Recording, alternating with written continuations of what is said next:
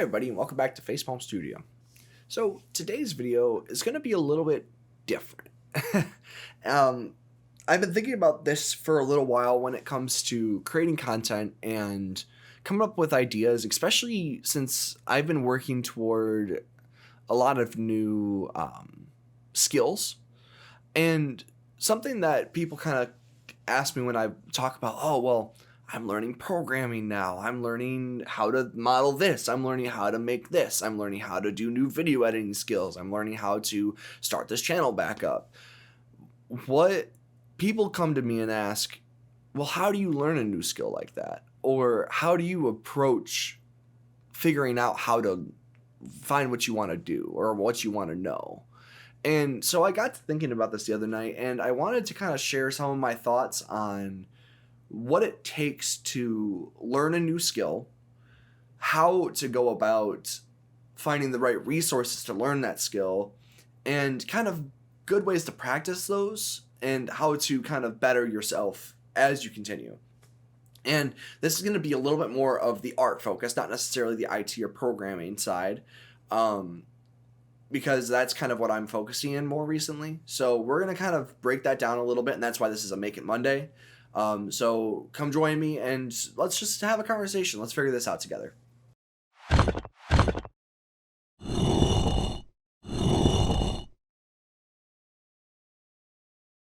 So there are a lot of different avenues to go to learning a new skill. I find myself mostly using resources online or books when it comes to like just basic learning and basic my hair facepalm. Okay, when it comes to learning a new skill, you want to try to approach it in a way that's not overwhelming for you, but also in a way that's understanding. So when I go to try to say learn a new 3D modeling skill, my first go-to is the web. I tend to go to a handful of different channels. Let me just go over here. I tend to go to YouTube first, primarily because it's digestible content, kind of like this channel. It's easy to look for. You can type a plethora of different options to find what you're looking for, but you kind of have to start with what it is you want to do. So say, for example, if I am familiar with a few channels that have content that I like to watch or like to see created, I look and see if there's something that I can do that's similar. So, for example, there is a channel that I like to follow called Flipped Normals. They are a major tutorial-based learning platform, as well as they provide assets for creators and content to be able to help people create their projects. But they also do a lot of tutorials online. So let's go to their channel. Flipped Normals. And they do live streams. They do tutorials on here. They also have a full store, which we can pull up here.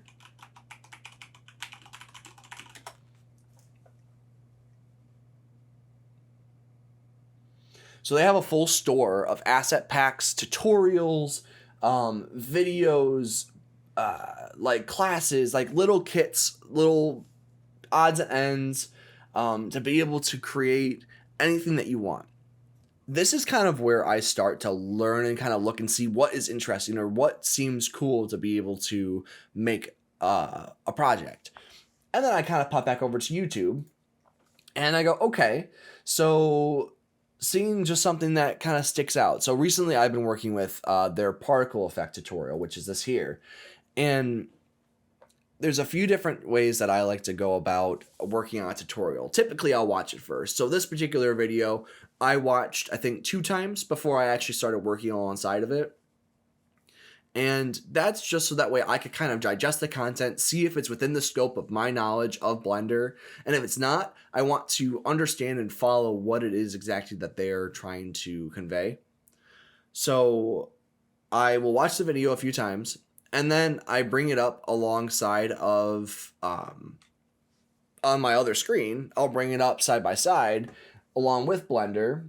And I wanted to show you guys this, but in perfect facepalm fashion, I lost the file because I didn't save the right way. So in perfect fashion, I lost the file that I was working with, but I was able to, so we don't recover it. But I was able to get a finished product for it here, so I'll go ahead and post that here. I'm still remembering how to do this whole YouTube thing. So when you're working alongside of your tutorial, then you'll have a foundation, you'll have a brief knowledge of exactly what it is that you're working with. After you've done the tutorial, so you're at the end of the video. So when you're done with the video, you've gone through the tutorial, you've watched it a few times, and you've worked alongside of it, you get their finished product. What I like to do after that is then go to the next step of, and this is where the learning of the skill comes in, is you are wanting to make it your own. And that's something that people kind of stop at when it comes to these, because they'll get to the end of the tutorial and go, awesome, I can do this now. But then they don't work on it after, or they don't push it to that next level, that next creative step. So when I was working on this project, I kind of mixed some of the colors around. I moved the turbulence modifier and created the particle effect that I'm showing here. And there's more to this that I want to do as well. But again, since I lost the file, I'm not going to really be able to show you guys exactly what I was working on. But I may recreate it and show you guys a few different examples of particle effects that I was working on from this tutorial. But that's the big thing, is you can either do one of two things. You can follow it to a T and make exactly the same product that they do, which is perfect for the first time you're learning it. You can do number two, push it to that next level, get to their end product, and then push it further, change the settings, change the colors, change the default model, change the particle, the base that you're using.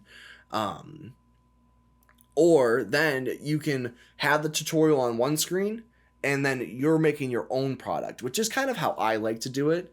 So you're using your own assets, you're using your own settings, but you're following their base by kind of taking their way of doing things and bringing it into a new light. So another good example of that, there is a channel called Southern Shoddy. This is another really good YouTuber who does Blender 3D tutorials and makes them his own content. And he has a lot of packs and stuff available too. I would check him out. He's very good. But he has a lot of different tutorials on Blender 3.6 for these new simulation effects. And he does get good at Blender, how to create a little robot. Like, he has different courses and things. And if you follow along with these, you can use these skills in these tutorials to be able to make yourself better. So same thing goes for more advanced techniques, like, say, animation. When you're working on an animated product, you can use their pre-rigged system, or if you have a character model you've been working on, if you don't know how to rig, using a default skeleton to work off of. But at the end of the day, you have to make that your own. You can't copy their keyframes exactly, because every model is going to be different. You can watch a video on how to sculpt and how to build a character exactly the same way as what you're looking to try to make, but your brushstrokes are going to be completely different than the person that's making the video. So that's where the actual learning of the skill comes into play. Watching the video, understanding how they're making the content, and then actually pushing that to the next level is how I like to approach learning those kinds of new skills. And then after that, it's applying that, continuing to make things, pushing. So, like, say if you watch how to make a low poly dagger in Blender, there's videos on that all over the place. But then you have to make your dagger. You want to make your low poly dagger, not theirs. So you use the skills from their tutorial and you can reference them. That's what's so nice about having YouTube, this big wealth of content out there, to be able to then use that to your advantage and create another step in your learning base to make your own content. Now, some people may think, oh, well, but you're just using their idea. Sure, but it's your creation that you're making. You're following that tutorial and you're making your own art. which is something that people don't realize, I think, when you're following these kinds of guides, that you're putting the time and the effort into making that product, and you're learning these skills to make your art. And I think that that is really important that people should understand, is that at the end of the day, yeah, sure, I followed a tutorial to make this, but it's mine. I did this. It takes the time to make it. Because, like, I think I was working on a programming project for game design. It was a cube. You rotate the cube. I can show you. I have it posted online. Hold on. So the tutorial was they give you the cube with a base setting, and you have to modify, edit it based off of a few guides that they give you, text guides. So a little bit different learning style, which is great for these programming ones because you can copy paste, you can move things around. It's awesome. But when you go to actually do it, it's not easy. So I made it so that way over time the cube scales and changes color randomly, and you can increase the rotation speed by holding the up arrow, or I guess pressing the up arrow, and then you can decrease it and go the opposite direction by hitting the bottom one. It seems really straightforward, but even after the guides that they made and that I followed to a T, it took me 3 days to make this project because I'm still learning the programming side. So this is a good example of what exactly it takes to make a project like this. And this is simple. This is simple programming, but I'm still learning it. So this is a skill that I was really happy with because I took it from, they wanted you to change the scale, the rotation, the movement, and I took it to the next level. I wanted to randomize the color. I wanted to add input values. I made a UI. I added text to the project.